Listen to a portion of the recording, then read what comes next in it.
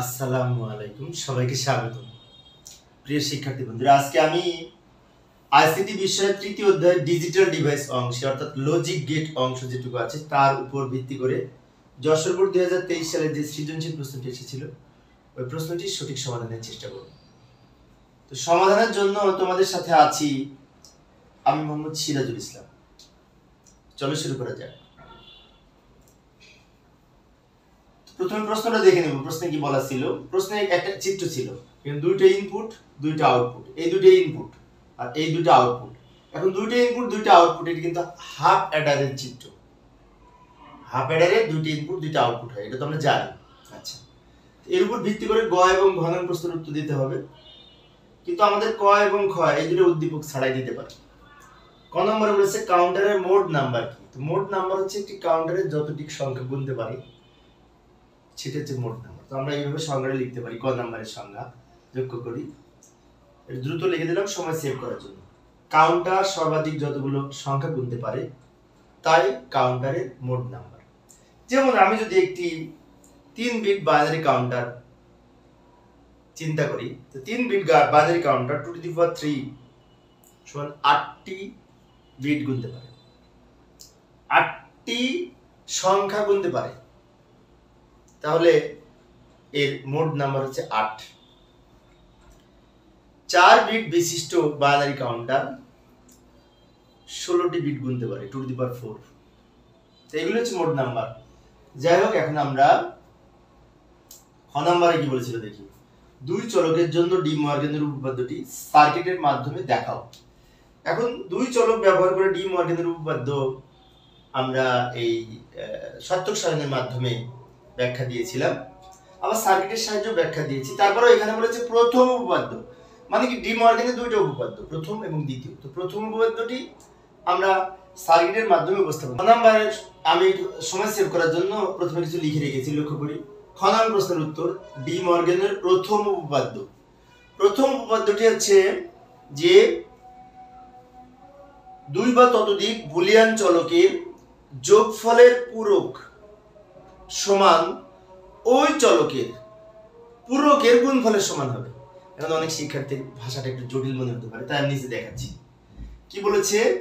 এই যে হলুদ কালার দিয়ে রেখেছি, যোগফলের পূরক মানে কি যোগ করে তার উপরে পূরক দিলে সমান এই পূরকের গুণফল, মানে কি আলাদা আলাদা পূরক করে, আলাদা আলাদা এটার পূরক এটা পূরক আলাদা আলাদা পূরক করে গুণফলের সমান হবে। অর্থাৎ যোগফলের উপরে এটা নট পূরক মানে নট সমান আলাদা আলাদা নট করে আলাদা আলাদা পূরক করে গুণ করলে একই মান হবে। আগে যদি যোগ করি তারপরে যদি নট করি তাহলে যে মান হবে, আলাদা আলাদা নট করে যদি গুণ করি একই মান হবে। তাহলে এই দুইটা দিয়ে আমরা এখন লজিক সার্কিট অঙ্কন করব। যাই পরের পেজে যাই, এখানে জায়গা হবে না। এই যে উপরে আমি লিখে রাখলাম উত্তর খ, এই যে লক্ষ্য করে ওইটা লিখে রাখলাম, মানে ওই লেখাটুকু আমি এখানে নিয়ে আসলাম, ওই আগে যে লেখাটা বললাম এটা নিয়ে আসলাম। এবার এটা দিয়ে লজিক সার্কিট যদি অঙ্কন করি, এ আর বি মিলে কি হবে? যোগের উপরে নট, তো যোগ মানে কি অর গেট, তার উপরে এই গোল দিব নটের জন্য, এটা হচ্ছে এ প্লাস বি নট, মানে কি এ অর বি এর উপরে পূরক, তার মানে এটা কিন্তু নর গেট, তাই না? আচ্ছা, এইটা অনুযায়ী আমরা এটা আঁকলাম, সমান দিয়ে এটা দিয়ে আঁকবো। এখানে কিন্তু প্রথমে এ কে নট করে নিতে হবে, আবার বি কে নট করে নিতে হবে। যেমন এ বি, এ কে আমরা নট করে দিলাম, এই যে এটা ছিল এ, এটা এ নট হলো, আবার বি কেও আমরা নট করে নিলাম, এটা ছিল বি, বি নট হলো। এখানে কি ছিল? দুইটা যোগ করে তার উপরে নট, বাট এইখানে এর উপরে আলাদা নট, বি এর উপরে আলাদা নট, সেজন্য চিত্রটা এরকম হবে। এবার দুইটা নট আলাদা আলাদা তৈরি করার পর দুইটা মিলে এখন কি হবে? এন্ড মানে কি গুণ হবে। গুণের উপরে কিন্তু নট নাই, ফাঁকা, সেজন্য যেহেতু গুণ হবে তার মানে একটা এন্ড গেট হবে। এখানে একটা এন্ড গেট আঁকবো। এই এন্ড গেট মানে এরকম, এখানে আর গুণ হবে না, এটা হচ্ছে এইটা, অর্থাৎ যোগ করে তার উপরে নট সমান আলাদা আলাদা নট করে গুণফল, মানে এইটা হচ্ছে গুণফল। সেজন্য বলা হয়েছে যোগফলের পূরক সমান পূরকের গুণফল। এটা হচ্ছে ডি মর্টনের প্রথম উপপাদ্য। তো আরেকটা উপপাদ্য আছে, সেটা তো আমাদের প্রমাণ করতে বলেনি, সেজন্য করলাম না। এইভাবে খ নাম্বার উত্তর লিখতে পারি। দ্বিতীয় ডি মর্টনের উপপাদ্যের প্রমাণ বলে দিব। এবার আমরা আবার উদ্দীপকের গ নাম্বারে বলেছিল নর গেট দ্বারা চিত্রে বর্ণিত হাফ অ্যাডার বাস্তবায়ন। এখন আমাদের গ নম্বর প্রশ্নটি ছিল চিত্রে বর্ণিত অথবা উদ্দীপকে বর্ণিত চিত্রটি নর গেট দ্বারা বাস্তবায়ন করা সম্ভব কিনা ব্যাখ্যা করো। হ্যাঁ, উদ্দীপকের চিত্রটি ছিল হাফ অ্যাডারের চিত্র, প্রথমে বলেছিলাম ওটাকে আমরা নর গেট দ্বারা বাস্তবায়ন করব। এখন হাফ অ্যাডারকে নর গেট দ্বারা বাস্তবায়ন করতে হলে হাফ অ্যাডারের সূত্রটাকে লিখতে হবে, তাই না? তো হাফ অ্যাডারের দুইটা এই আমাদের সমীকরণ আছে। প্রথম সমীকরণ হচ্ছে ওয়াই যদি ধরি, আউটপুট যদি ওয়াই ধরি, তাহলে ওয়াই সমান এ এক্স অর বি। এই প্রতীকটাকে বলা হয় এক্স অর। আচ্ছা, এখন এইটাকে মৌলিক লজিক গেটের মাধ্যমে কিন্তু বাস্তবায়ন করা যায়। সেটা হচ্ছে A not B plus A B not. আমরা জানি যে বুলিয়ান অ্যালজেব্রার যে উপপাদ্য সমূহ রয়েছে, সেই উপপাদ্যে একটি উপপাদ্য আছে, সেটা হচ্ছে এ এক্স অর বি সমান A not B plus A B not. এটা আমরা হাফ অ্যাডারের যে লজিক ফাংশন যখন আমরা নির্ণয় করি হাফ অ্যাডার থেকে, তখন কিন্তু এটা পাই। তবে একটা বিষয় আছে, এই প্রশ্নটি বোঝার আগে হাফ অ্যাডার কি আর হাফ অ্যাডারের সমীকরণ সেগুলো কিন্তু বুঝতে হবে আমাদের, তা না হলে কঠিন হবে। তো হাফ অ্যাডার নিয়ে আমার আলাদা ক্লাস আছে, লজিক গেটের উপরে যে প্লেলিস্ট আছে সেখানে দেওয়া আছে, শিক্ষার্থীর ইচ্ছেগুলো দেখে নিতে পারে, তাহলে সহজ হবে। যাই হোক, হাফ অ্যাডারের এইটা হচ্ছে একটা সমীকরণ, মানে একটা লজিক মৌলিক লজিক গেটের মাধ্যমে আমরা এটা বাস্তবায়ন করতে হলে এটা দিয়ে করতে পারতাম, কিন্তু তা বলেনি, আমাদের বলছে নর গেটের মাধ্যমে। তো নর গেট হতে হলে অরের উপরে নট থাকতে হবে, যোগের উপরে নট থাকতে হবে। সেই জন্য এটাকে আমরা আরেকটু বাড়াতে পারি। এটা এখানে লিখলাম, লেখার পরে আমরা জানি এই ডাবল নট সমান এ, সেই অনুযায়ী এখানে ডাবল নট দিলাম, এখানে ডাবল নট দিলাম। কারণ ডাবল নট ইচ্ছে করলে যেখানে সেখানে দেওয়া যায়, ডাবল নট দিলে মানের পরিবর্তন হয় না। কারণ কি? কারণ এই যে এই ডাবল নট সমান এ, এই কনসেপ্টে। আচ্ছা, এবার এটাকে আমরা ভাঙবো। যদি ভাঙি তাহলে আমরা জানি ডি মর্গানের যে দ্বিতীয় উপপাদ্য, 2 নম্বর উপপাদ্য, এই 2 নম্বর উপপাদ্যে বলা আছে যে এন্ড এর উপরে যদি নট থাকে, এন্ড কে ভেঙে আলাদা করা যায়, সেই ক্ষেত্রে এই ইনটুটা প্লাস হবে। আবার এখানে এই নটটা ভেঙে আলাদা করা যায়, ইনটুটা প্লাস হবে। তো আমরা এখানে এই লাইন থেকে এটা পেতে পারি। এটা যা আছে এই যে লক্ষ্য করি, আমি একটু বুঝিয়ে দিচ্ছি, আগে লিখে নিই। এই যে লক্ষ্য করি, আমি একটু বুঝিয়ে দিচ্ছি এটা, তারপরের লাইনে পরে আসছি। এটা কিভাবে পেলাম? এটা পেলাম এই যে এ বি মাঝখানে ইনটু ছিল না, প্লাস হবে। আর প্লাসটা হওয়ার কারণে এই নিচের নটটা ভেঙে আলাদা আলাদা হয়েছে। বির উপরে নট ছিল না, নট হয়েছে, আর এর উপরে একটা নট ছিল, ডাবল নট হয়েছে। প্লাস যেখানে ছিল রাখছি। এবার এর নিচে একটা নট, এবার এর নিচে নট ছিল না, তাহলে এটা যদি ভাঙি ইনটুর পরিবর্তে প্লাস হবে আর একটা নট হবে। আবার বির উপরে আগে একটা নট ছিল, আর ভাঙার পরে এটার জন্য আরেকটা নট আসলো। এখন আমরা জানি এ ডাবল নট সমান এ, আর বি নট থেকে গেল। আবার বি ডাবল নট সমান বি, এ নট থেকে যাবে। এবং এই যে লক্ষ্য করি, ফাইনালি আরেকবার বলছি আমি, এ ডাবল নট সমান এ, বি নট থেকে গেছে, এ নটটা এটা প্লাস এ নট থাকবে, বি ডাবল নট সমান বি, নট কাটা যাবে, এই নটটা থেকে যাবে। এখন এইটা দ্বারা আমরা নর গেট অঙ্কন করতে পারবো, এইটা দ্বারা নর গেট অঙ্কন করতে পারবো, বাট মাঝখানে তো প্লাস, তো মাঝখানে যদি প্লাস থাকে, প্লাস দিয়ে তো নর গেট অঙ্কন করা যাবে না, প্লাসের উপরে নট নিতে হবে। এখন নট এক্সট্রা যদি নিতে চাই, একটা নেওয়া যাবে না, ডাবল নিতে হবে। তো সেই জন্য আমরা আরেকটু নিচে এটা আঁকবো। এই যে এখানে যা আছে সেগুলো আগে লিখে নিই, এই যা আছে এখানে লিখলাম। এখন এখানে যদি নট নিতে হয় প্লাসের উপরে, ডাবল নট নিতে হবে, ডাবল নট। এবার এটা দিয়ে আমরা এখন যদি লজিক গেট আঁকি, তাহলে সবগুলি নর গেট হবে, কারণ এটা দিয়ে নর গেট অঙ্কন করতে পারবো। এই প্লাসের উপরে নট মানে নর, এই প্লাসের উপরে নট মানে নর, এগুলো দিয়ে যে গেট আঁকবো সবগুলো নর গেট হবে। সেটা আমরা এখন প্রমাণ করবো। এইখানে তো জায়গা হবে না, পরে পেজে যাই। আরেকটা বিষয় আছে, সেটা হচ্ছে পরের পেজে যাওয়ার আগে আমাদের হাফ অ্যাডারের কিন্তু দুইটা আউটপুট, একটা হচ্ছে ওয়াই বা এক্স যাই বলি না কেন, আর একটা সি। সি এর আউটপুট হচ্ছে এবি। সি এর আউটপুট কি এবি। এখন এবির উপরে আমরা যদি ডাবল নট দিই, তাহলে নিচের নটটা যদি ভাঙি, তাহলে যে ডাবল নট সমান এ না, সেজন্য এবি এখান থেকে এবি লেখার পরে ডাবল নট দেওয়া যায়। আর এই নিচের নটটা যদি ভাঙি, এখানে প্লাস হবে। এই যে লক্ষ্য করি, নিচের নটটা ভাঙার কারণে ইনটুটা প্লাস হবে, আর উপরের নটটা থেকে যাবে। এবার আমরা কি করব, এইটা দিয়ে এবং এইটা দিয়ে লজিক সার্কিট অঙ্কন করব। যাই পরের পেজে যাই, এখানে জায়গা নেই যে এইখানে অঙ্কন করব, এটা খুব ভালো করে বুঝি। দুইটা আমি এখানে নিয়ে এসে রাখলাম। এইটা আউটপুট পেয়েছি একটা, ওয়াই এর আউটপুট পেয়েছি এটা, আর সি এর আউটপুট ফাইনালি এটা পেয়েছি। এই দুটো দিয়ে এখন গেট আঁকবো, খুব ভালো করে বুঝি। প্রথমে এ বি, এ এবং বি দুইটা চলক নিলাম, দুইটা লাইন নিলাম। এবার এ বি নট মানে কি, এ লম্বা চলে গেল, এটা এ থেকে টান দিলাম।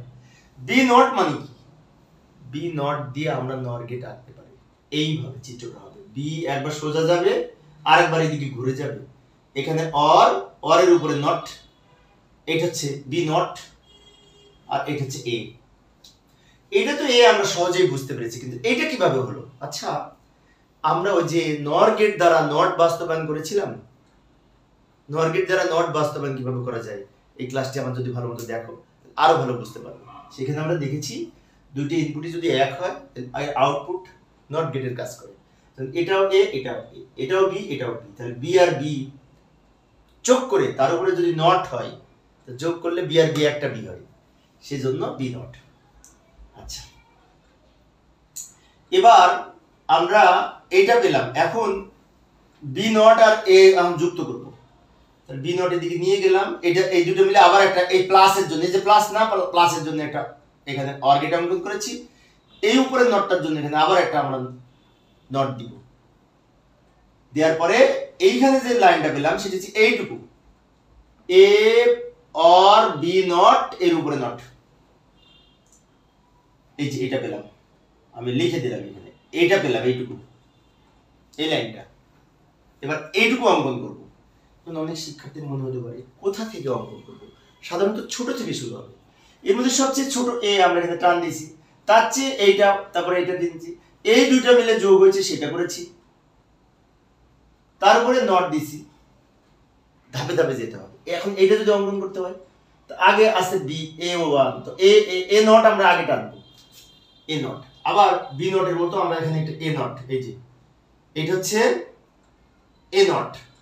তার দুইটা ইনপুট যদি এ হয়, আউটপুট এ নট হবে, এ নটের কাজ করবে, কারণ এখানে নট গেট আছে, তো দুইটা যোগ করে তার উপরে নট হলে একটা হয়ে যাবে।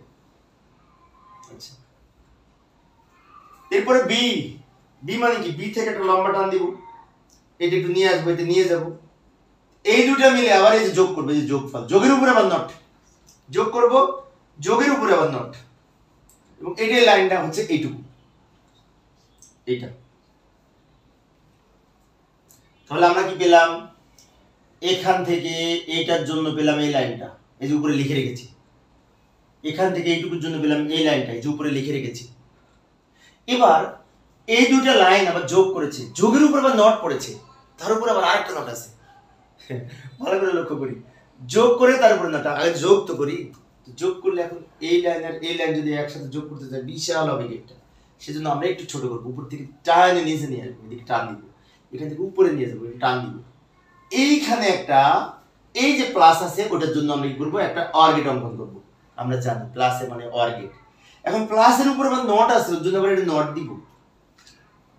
এই যে লাইনটা হলো সেটা হচ্ছে এখান থেকে এইটুকু, এই যে আমি লিখে দিলাম দ্রুত সময় সেভ করার জন্য, এই মানে এই পর্যন্ত, এই পর্যন্ত উপরের এই লাইনটা কিন্তু এখনো বাকি আছে, ওটা আঁকতে পারি নাই।